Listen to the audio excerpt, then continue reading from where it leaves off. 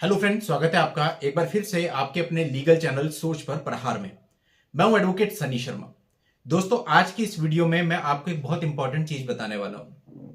देखिए दोस्तों, हम जैसे कि आप जानते हैं कि इस चैनल पर मैक्सिमम बात करते हैं मैट्रिमोनियल विवादों की। अब मैट्रिमोनियल विवादों में अधिकतर, वैसे तो किसी भी चीज में ये चीज लागू हो सकती है, पर मैट्रिमोनियल में अधिकतर होता है कि पति और पत्नी का चूंकि मामला होता है, तो जो पत्नी होती है वो अपने मायके चली जाती है। और आपने देखा होगा कि जितने भी वो अपनी तरफ से केस करती है वो सारे के सारे अपने मायके से करती है।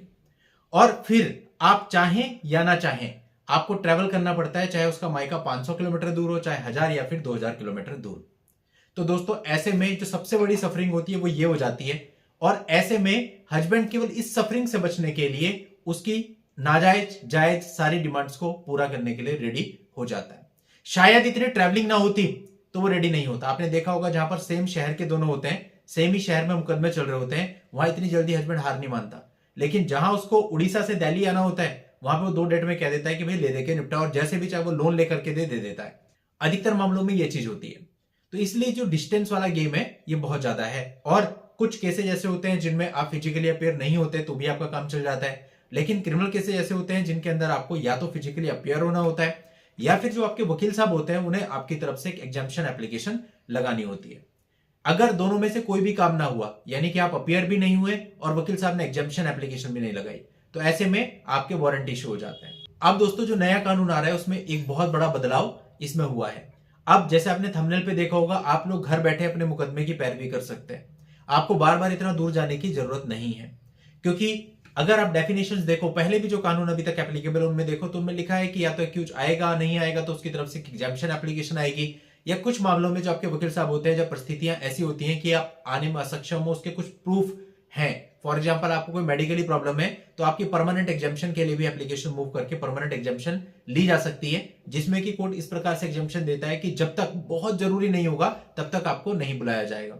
जब कोर्ट को लगेगा आपकी पर्सनल फिजिकल अपीयरेंस जरूरी है, तभी आपको कॉल करेंगे। तो अभी तक ऐसा चल रहा था।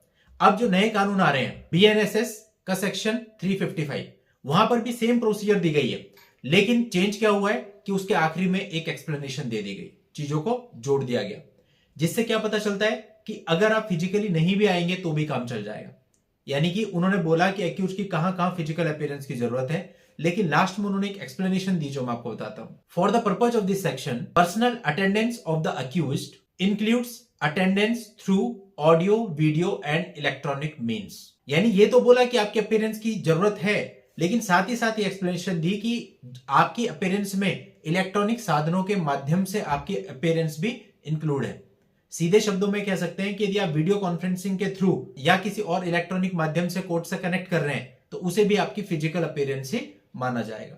तो इससे निष्कर्ष आप ये निकाल सकते हैं कि आपको कोर्ट में फिजिकली बार बार जाने की जरूरत नहीं है। आप इस तरह से ऑडियो वीडियो कॉन्फ्रेंसिंग के थ्रू कोर्ट में अपनी अटेंडेंस लगवा सकते हैं। यानी आप अपने शहर में अपने घर में ही रहेंगे, लेकिन कोर्ट में आपकी पर्सनल अटेंडेंस जो होगी वो मार्क होगी।